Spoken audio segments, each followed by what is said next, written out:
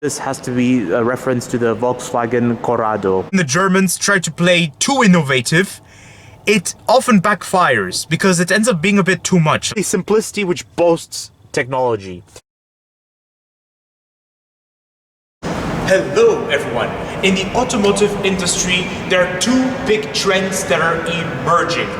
The two of them being electric cars and crossover SUVs. And right next to me, Volkswagen's latest crossover SUV yet again, another electric car as well.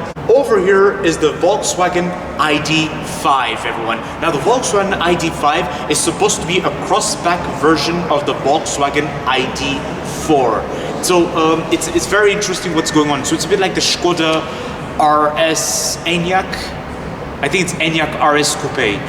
So over here, it's easier for me to tell you all the difference between the ID4 and the ID5. The ID4 has a more vertical back, so the roof is all the way until here, basically.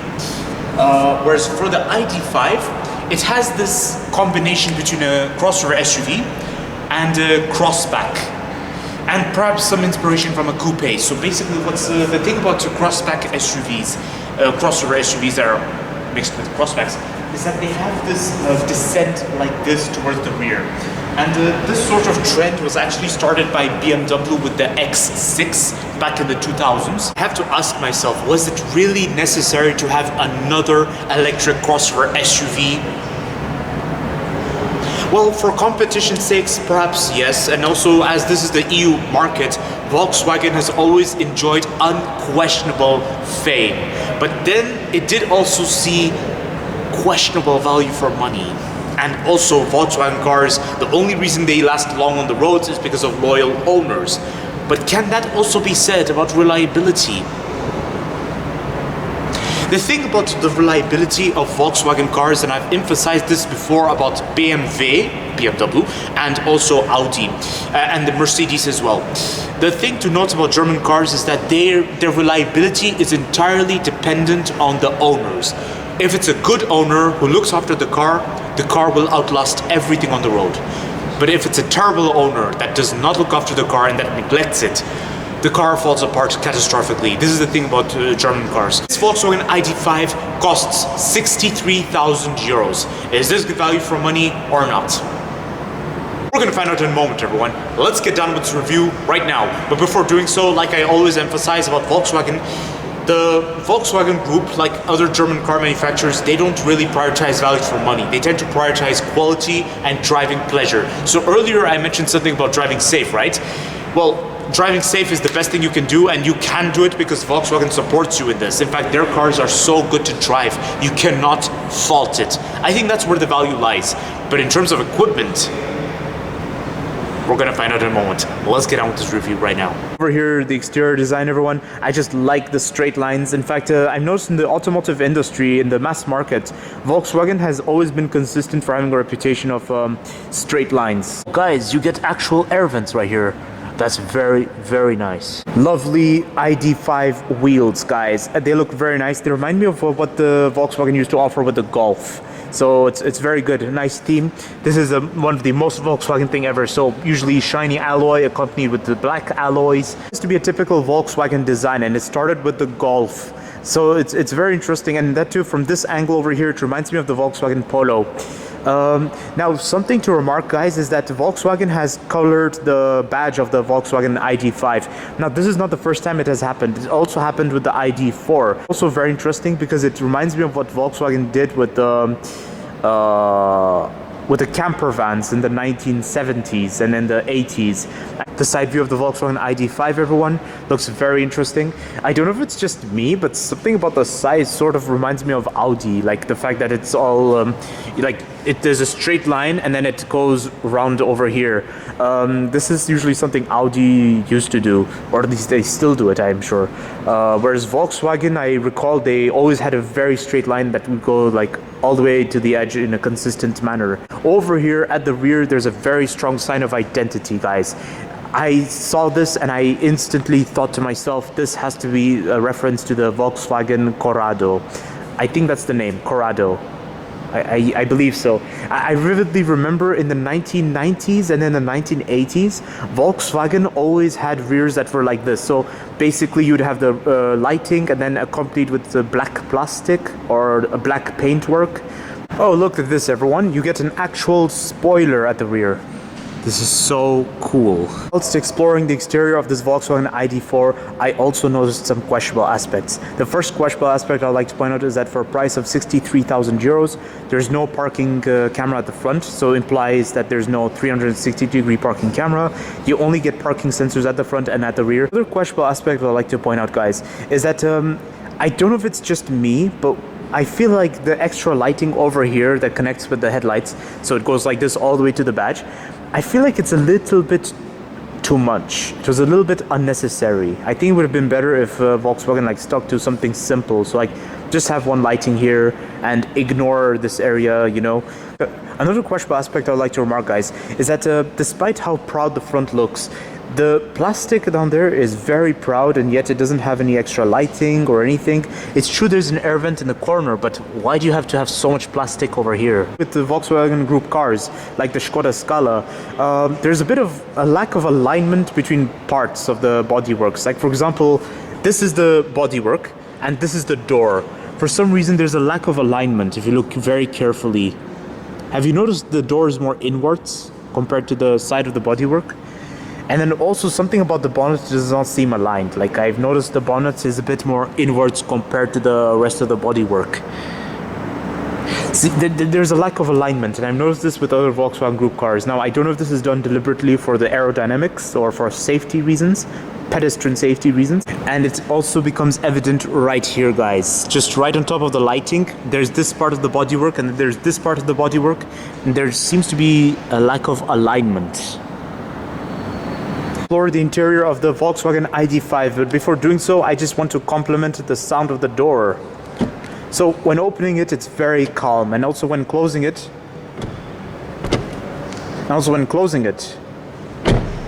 it's very solid, and it's very reassuring, and it's very quiet, guys. Over here is the interior. Let's compliment the seating. I love the design of the seating.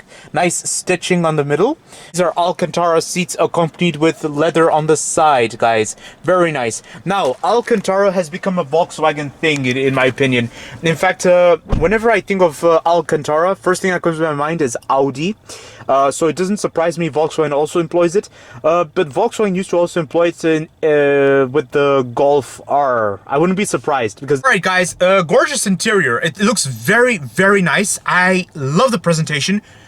Oh my goodness. It's almost non-conventional. But I just have something to say, guys. Usually when the Germans try to play too innovative, it often backfires because it ends up being a bit too much. Like it just doesn't really seem logic, or it just doesn't seem at the right place at the right moment. You know what I'm saying? Whereas other manufacturers, when they play innovative, they do it in a fashion where everything is like being considered. So practicality, long-term usage, and comfort. So when the driver or the passenger sits, how do they feel? Is it reachable?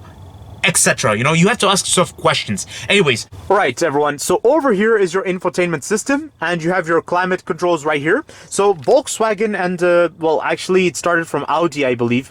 So basically the Volkswagen Group with the interior, mainly with Volkswagen and Audi, they've played it very simple. Well, basically simplicity which boasts technology. Supposed to be your gear selector. So the way you use your gear selector is you put your hand here, and you just can change the controls, I think, by sliding it. Well, you have to twist it. And then over here's your parking. This is a unique system, and it's rather cool. Now, having a gear selector there is not the first time it's been done. Many car manufacturers used to do it. Over here is your window controls and your mirror controls. Very simple. Very nice. And then also over here you get some extra controls. Very good, and I like the presentation. So a bit of leather and then piano black trim. So piano black accompanied with hard plastic is a reoccurring theme I've noticed in this interior. And when I say plastic, I mean gray plastic. So it's piano black, gray, and then you got the silver trim right here. The steering wheel is quite pleasant. I really like it. The presentation is very nice. Piano black accompanied with a silver trim. The steering wheels are always good from Volkswagen, but just the only thing I'd like to remark is that despite it being leather wrapped, it just doesn't seem very squidgy. It seems rather firm. You get a panoramic roof, guys, but it's not a sunroof. Now let's think about practicality. So, practicality, this is the first practicality solution. Looks very nice. This is well, it can double as a cup holder. You can just use it as a storage, or you can put this back gently, and you can again use it as a cup holder. So, and this is for your wireless recharge, by the way. Oh, for your keyless entry. Okay, guys, you get the point. You get some extra storage and some extra storage which is adjustable, and you can also use it as a cup holder, and you get some USB points right here. Very nice. And you get this shutter if ever you don't need this point. So the concept I've noticed about this interior is that Volkswagen aimed to take on from a MPV, so a minivan. You get a glove box right here, guys. Oh, the glove box is average for its size and segment. It's not very... yeah, it's not as big as I was expecting, but then, hey, it's as good as it has to be. Guys, over here is the side door. Nice handle over here. You get to feel the pleasant piano black right here, and then this leather on the side. Very good. So this is the door bin as well, guys. The door bin is not very long. I was expecting it to be until there, but otherwise it's quite, well... I feel like it's not also big enough to hold a big water bottle. I mean, unless the water bottle is lying down, but if it's standing like here, it won't be able to because there's this bit of the trim that's intruding. Alright guys, gorgeous interior. Really, really stylish, and Volkswagen tried to play a little bit non-conventional right here, but the thing is, did it really work in Volkswagen's favor or not? First of all, the interior suffers the same problem as other electric cars. Well, not problem, but rather questionable. Practicality, okay? Practicality, it was not on the Volkswagen ID.5's side, and it was evident with the... See, the thing is that I said this just now, and I'm going to say it again. When the Germans try to innovate, it backfires. Here, Volkswagen tried to do something groundbreaking, which is clever, good. But I feel like something seems a bit too much. Like, it just doesn't really seem logic. So, for example, what I'm trying to say is that why didn't Volkswagen just stick to the same theme as the Volkswagen Touareg? You know, like, why not have this thing a bit elevated? You know, instead of having two separate armrests right here. Like, why not have this thing elevate, extra storage space, and something, you know, make it more premium? Because I see too much plastic. This is hard plastic, guys. I don't quite understand what is the purpose of this empty space underneath the cup holders, guys. Like, why do you have this when there's no storage there or anything clever happening? And then also, there's this bit of plastic that has no purpose whatsoever. It doesn't open, nothing happens there. This is a bit of a mystery. I don't know what is this intended for. Is it a fuse box or something? The questionable aspect I'd like to remark is that this is the first time I've ever seen an interesting window button for the car. 63,000 euros, and you're supposed to have window buttons that are rather funny, okay? For instance, why is it difficult to just have 4 window buttons? Why does Volkswagen want to have this? Because the way I think it functions, you see, to be honest, I don't know how it functions, but I have a guess. It's written rear right here. So when you engage rear, see, it requires you to be very firm when you push the button, that too. When you click on rear, it activates the rear buttons, I believe. But oh. See, that's the thing. There's a lot of... I see what Volkswagen has tried, but I don't know if it's really in their favor. Like, another questionable aspect I'd like to remark, guys, is that for a price of 63,000 euros, you only get manual seating adjustments. And you get this part exposed. Now over to the rear seat of the Volkswagen ID.5. Woo! Super spacious! I love it. First of all, the seating is very cozy. It feels like I'm on a couch. I like it. And I have a lot of leg room. I have a lot of knee room. Headroom is very good, but the headrest is... Surprisingly, the headrest is not as interesting as that of the Volkswagen Taigo or the Skoda Enyaq Coupe RS. Because I recall they had a really nice squidgy headrest, but the Volkswagen ID.5 has a rather firm headrest. Now guys, I see an armrest right here. I'm inclined to test how firm it is because I've seen some competitors that have very firm armrests. It's unbelievable. But let's see how pleasant this armrest is. Alright, so I'm going to pull it with just 2 fingers. Oh, this is pleasant. Oh, this is so nice. Oh, it's a ski hatch, I think. I'm not sure what is that intended for. Oh well, let me know, guys. But otherwise, what is nice is that this is a really nice squidgy armrest. And you get cup holders right here, guys. So, a nice presentation of the rear seat, guys. And you get rear seat pockets, which are rather small. Like, I like how it blends with the seat. In fact, I thought for a second this was just a stitching. But then, upon closer inspection, I found this is the pocket. Interesting. And then over here, you get climate controls and air vents, very nice, and a USB point right there. Coat hook right here, handle right here, and a beacon of hope lighting right there. And take a look at how it activates. You just have to turn it on and off with your fingers. Very nice. And you have well, I don't know what this is intended for, but I was told by some sources that this is an accessory, so it's meant for some accessories. This has to be one of the nicest door bins I've ever seen for a crossover SUV of this size and segment and price. Now, the Volkswagen ID.5 is very pleasant in the rear, but I also noticed some questionable aspects. The first questionable aspect I'd like to remark, guys, is that the position of the air vents and the climate control, it is very down. It is down to a point where anyone's feet will accidentally kick it or step on it or lean onto it. And this is not a very pleasant thing, guys. I mean, usually most air vents and climate controls are a bit above, like at this level, you know, or somewhere here. But Volkswagen decided to put it all the way at the feet level. So all I'm saying is that in the long terms, it can get dented or damaged. So all I say is that you have to be very careful. Another questionable aspect I'd like to remark is that the bottom of the seat belt is quite exposed. So if the seating adjustment is forward, someone's feet can easily make contact with the bottom of the seat belt, which will annoy the driver or the front passenger. Time to explore the boot space of the Volkswagen ID.5. Wow, wow, wow. Look at this, everyone.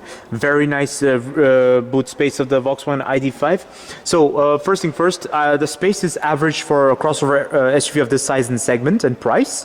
But speaking of price, I actually noticed some goodies. So you get a nice beacon of hope lightings at the rear, 12-volt socket, and you get tether points right there, right there, right there, and right there. You see, and I believe this boot space is adjustable. Now, the Volkswagen Group have a reputation for having flexible boot spaces. A lot of things about this boot space is very pleasant, guys.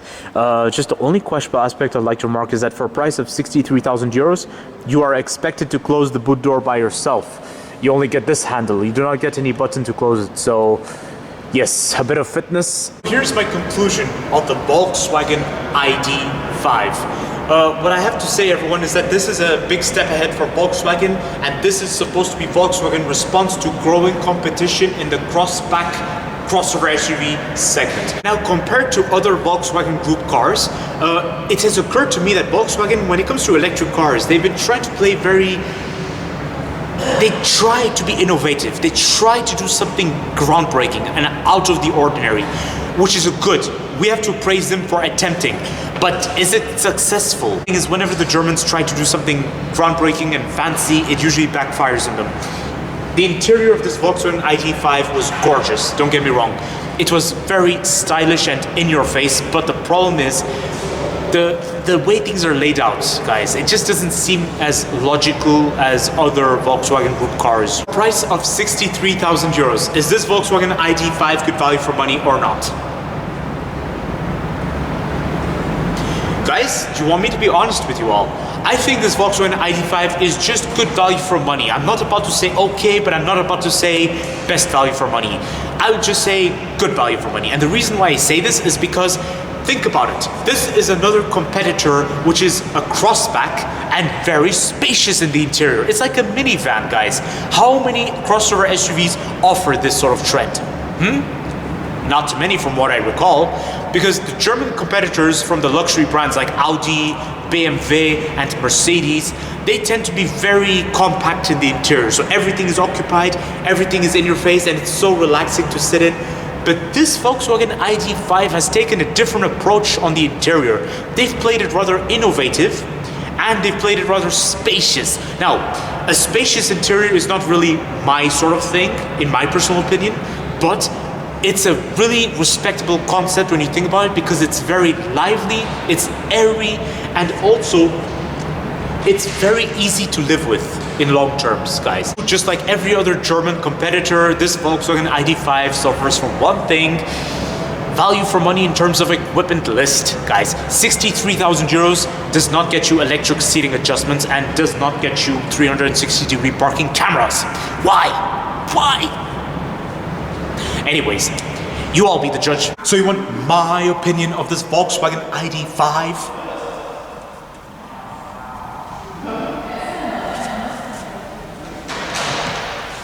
I love this Volkswagen ID.5, guys. I really do. The reason why I love this Volkswagen ID.5 is because this is a new competitor in the automotive industry. Don't forget to like, comment, and subscribe. And stay tuned for more videos that are on the run. And please don't forget to check the links in the description for my car reviews, travel videos, and my creativity videos. And please let me know in the comments what you all think of Volkswagen Group electric cars. And I have a question to ask you all. What is your favorite Volkswagen Group electric car? Is it from Volkswagen? Is it from Skoda? Or is it from Audi? Or is it actually from Porsche?